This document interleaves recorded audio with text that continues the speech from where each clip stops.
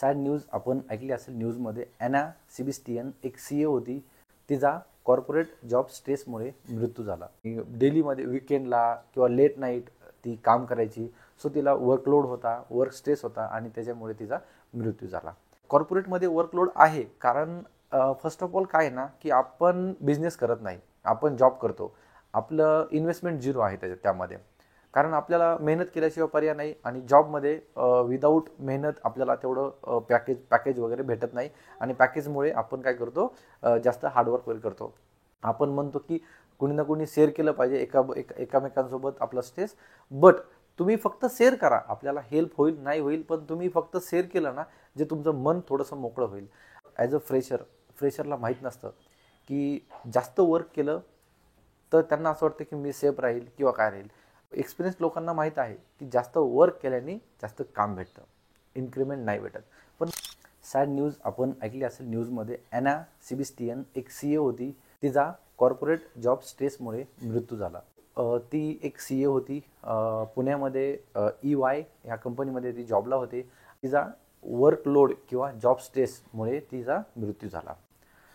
तिच्या आईच्या म्हणण्यानुसार रिसेंटलीच ती 4-5 महिन्यापूर्वी जॉईन झाली होती त्या कंपनीमध्ये. आणि त्या कंपनीमध्ये एवढा वर्कलोड होता तिला की ती डेलीमध्ये खूप लेट यायची, आली की फक्त झोपायची, सकाळी लवकर जायची आणि डेलीमध्ये वीकेंडला किंवा लेट नाईट ती काम करायची. सो तिला वर्कलोड होता, वर्क स्ट्रेस होता आणि त्याच्यामुळे तिचा मृत्यू झाला. हा व्हिडिओ बनवण्याचं एकच कारण आहे की मी सांगणार आहे की मी 2-3 गोष्टी डिस्कस करणार आहे की स्ट्रेस आल्यानंतर आपण काय केलं पाहिजे, कोणत्या कंपनीमध्ये किती वेळ राहिलं पाहिजे, किंवा आपल्याला स्ट्रेस आल्यानंतर आपण काय केलं पाहिजे, कारण आपण वर्कलोड आपल्याला घ्यायचा आहे की नाही घ्यायचा. ओके, जसं की 26 वर्षाची जी CA आहे ती EY कंपनीमध्ये, की जसं एक टॉपमोस्ट कंपनी आहे पुण्यामध्ये, त्या कंपनीमध्ये ती वर्क करत होते. सो ती ॲज अ फ्रेशरच त्यांनी जॉईन केली होती कंपनी.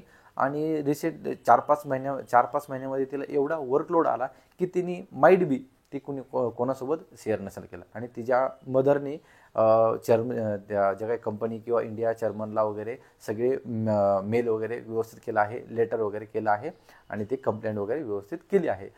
बट माझं सगळ्यात मेन एकच आहे की स्ट्रेस आल्यानंतर की तुम्ही एक जो काही तुमचा स्ट्रेस आहे ॲज अ फ्रेशरचं कसं असतं ना, की ते कोणासोबत शेअर करत नाही. किंवा स्ट्रेस आहे, वर्कलोड आहे, तो शेअर केला पाहिजे. किंवा त्याच वर्कमध्ये जर तुम्ही राहिलं तर 100% तुम्ही त्या स्ट्रेसमध्ये जाणार. ओके. आणि वर्कलोडमध्ये कॉर्पोरेटमध्ये वर्कलोड आहे कारण फर्स्ट ऑफ ऑल काय आहे ना, की आपण बिझनेस करत नाही, आपण जॉब करतो. आपलं इन्व्हेस्टमेंट झिरो आहे त्यामध्ये, कारण आपल्याला मेहनत केल्याशिवाय पर्याय नाही. आणि जॉबमध्ये विदाऊट मेहनत आपल्याला तेवढं पॅकेज वगैरे भेटत नाही. आणि पॅकेजमुळे आपण काय करतो, जास्त हार्डवर्क वगैरे करतो.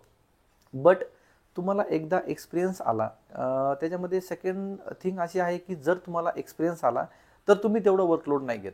तुम्हाला माहिती आहे की म्हणजे जसं आपण बोलतो की नाही, ॲज अ फ्रेशरला म्हणजे माहीत नसतं किंवा ॲज अ फ्रेशर तुम्ही कोणासोबत शेअर करत नाही आणि आपल्याला सगळ्यात भीती असते. आणि सगळ्यात जास्त कॉर्पोरेटमध्ये हे आहे की स्टार्टअपच्या कंपनीज आहेत ना, स्टार्टअप कंपनीजमध्ये सगळ्यात जास्त वर्कलोड तिथे असतो. कारण आणि एम्प्लॉईजला पण भीती असते, कारण ही स्टार्टअप कंपनी आहे, आपल्याला कधी फायर करेल किंवा काय करेल. आणि हे जे फायरिंगचं वगैरे जे आहे ना, हे आत्ता नाही चालत आहे. आता रिसेंटली आपल्याला खूप जास्त न्यूज ऐकायला भेटत आहे. बट हे 2 वर्ष 4 वर्ष ही 10 वर्षापासून फायरिंग चालू, हायरिंग आणि फायरिंग हे कॉर्पोरेटमध्ये प्रायव्हेटमध्ये चालतच राहतं. ज्यांनी परफॉर्म केलं नाही किंवा ज्यांना म्हणजे काही एन रिझन असते, कंपनीचा प्रोजेक्ट असेल किंवा कुणी एम्प्लॉईनी परफॉर्म नाही केलं, हे चालत आलं आहे. आत्ता असं झालं की यार मला फायरिंग होईल म्हणून ते जॉबचं स्ट्रेस, मग वर्कलोड, मग लेट नाईट, मग विकेंडला काम. तर हे असं नाही. तुम्ही शेअर करू शकता तुमचा जो काय वर्कलोड आहे ते तुम्ही तुमच्या कलिगबरोबर शेअर करू शकता. भलेही तुम्हाला हेल्प नाही भेटणार. आपण म्हणतो की कुणी ना कुणी शेअर केलं पाहिजे एकामेकांसोबत आपला स्ट्रेस. बट तुम्ही फक्त शेअर करा, आपल्याला हेल्प होईल नाही होईल, पण तुम्ही फक्त शेअर केलं ना, जे तुमचं मन थोडंसं मोकळं होईल. आणि तुमचे जे मॅनेजर्स आहेत तुम्ही त्या मॅनेजर्सबरोबर डिस्कस करू शकता. तुमचा वर्कलोड आहे, तुमचा जो काही स्ट्रेस आहे तो तुम्ही शेअर करू शकता.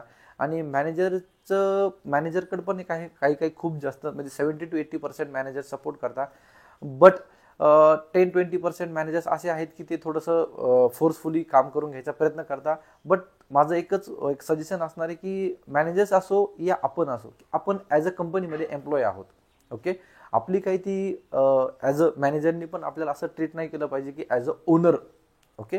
ती पण एक एम्प्लॉय आहे, सो सपोर्ट केला पाहिजे सगळ्यांनीच. आणि सगळ्यात मेन म्हणजे जो एम्प्लॉय आहे, ज्याला वर्कलोड आहे, स्ट्रेस आहे, त्यांनी ते बोलून दाखवलं पाहिजे. ओके. सो स्टार्टअप कंपनीजमध्ये थोडंसं असं चालतं.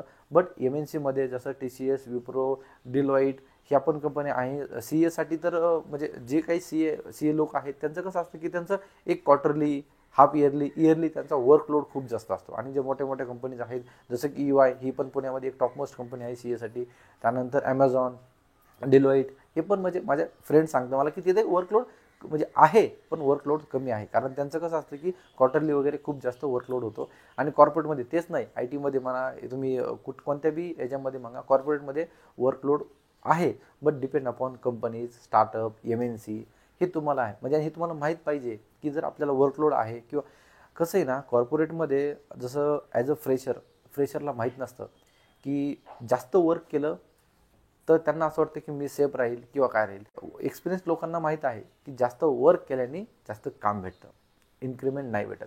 पण हे फ्रेशर्स लोकांना 1, 2, 3 वर्षापूर्वी जे काय आहे ते ॲज अ फ्रेशरच आपण कन्सिडर करताना त्यांना माहीत नसतं की जास्त वर्क केलं तर आपल्याला इन्क्रिमेंट भेटेल किंवा आपलं जॉब सिक्युअर होईल, की आपल्याला नवीन टेक्नॉलॉजी होईल, त्यांना नवीन कामच भेटणार आहे, वर्कलोडच भेटणार आहे.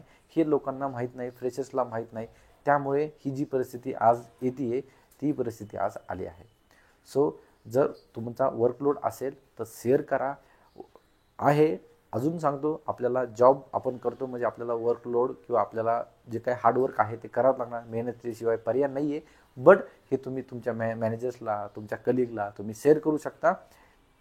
आणि जे फॅमिली मेंबर्स आहेत त्यांना जरी वाटलं की यार नाही खूप स्ट्रेसमध्ये आहे, की तुम्ही त्यांच्याबरोबर बोललो पाहिजे, कॉर्डिनेट केलं पाहिजे, कारण बोलल्यानेच हे सॉल्व्ह होणार आहेत. ओके.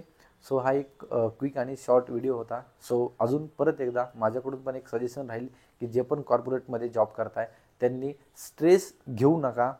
काम वर्क लाईफ बॅलन्स मेंटेन ठेवा. ज्या पण कंपनीजमध्ये किंवा जे मॅनेजर्स असतील जे पण खूप तुम्हाला फोर्सफुली करत असतील ते तुम्ही कंपनी सोडली तरी चालेल.